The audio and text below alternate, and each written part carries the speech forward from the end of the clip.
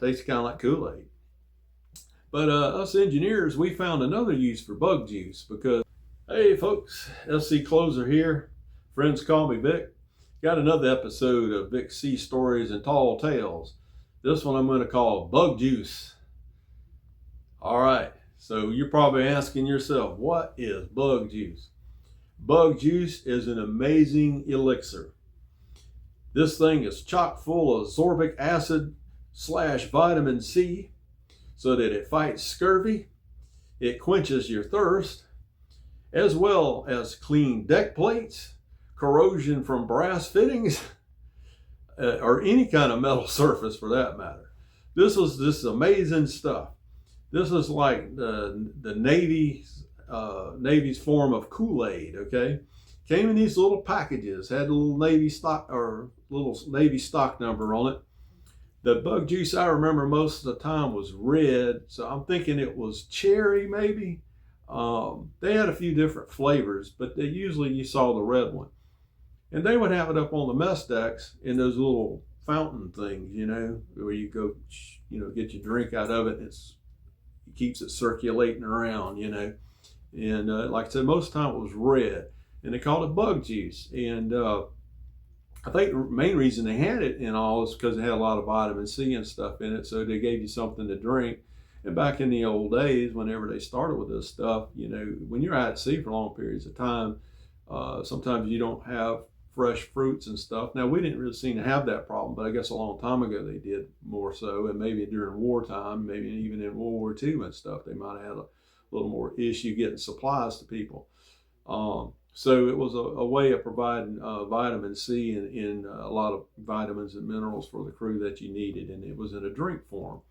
And it tastes too bad. It tastes kind of like Kool-Aid. But us engineers, we found another use for bug juice because that stuff would clean grease, that stuff would clean corrosion. Man, you could shine some deck plates up with that stuff. I know they used it all the time down in the main spaces to clean deck plates and things like that. And what I used to use it for was for fire station maintenance. We would have these fire stations, and there was a lot of brass fittings and stuff on these things, and they would get corrosion on them. They'd turn green. And because they had salt water that would go through them, and so we had a maintenance that we had to do on these things, and I forgot how often it was. It was either monthly or quarterly. I don't remember exactly. It was monthly. We would have to go and clean the strainers out and stuff on these things, and then we'd have to clean all the brass fittings and lubricate the seals, and and roll the hose out, check the hose, make sure it wasn't damaged, stuff like that. So to clean the corrosion off of the brass fittings, we would just take a big bucket with us of water, and we would put the bug juice in there and mix it up, and then we would drop the brass fittings down in there and let it sit a little bit while we were, flaking the hoses out and checking everything, and then we would, do a few other little maintenance items. And once we got done with all that, we'd go back over there and take a little brush and brush over the brass, and all that corrosion would just come right off and just eat it right off. And the brass, it would give it a red tint.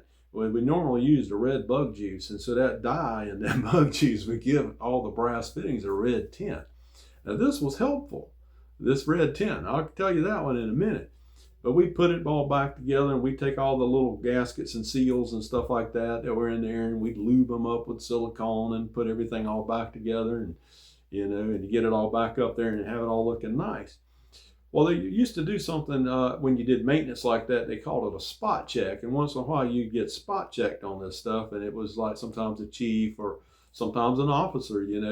They would come up there and say, hey, you did this maintenance last week, we're spot checking you on it. So you would get your little maintenance card, and it would tell you the tools you needed, and you put all your tools and everything together like you did when you did the maintenance. And then they would select off the list of different, things that, the location, I think they call it an EGL, equipment guide list or something like that.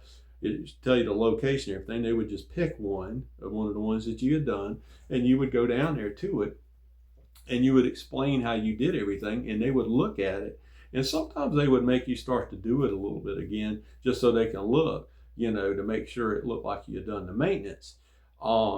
And so this is where that tent really came in handy, because when you went down there and the fire station looked clean and it had a red tent to it, that made the inspector about 95% sure that you had done that maintenance.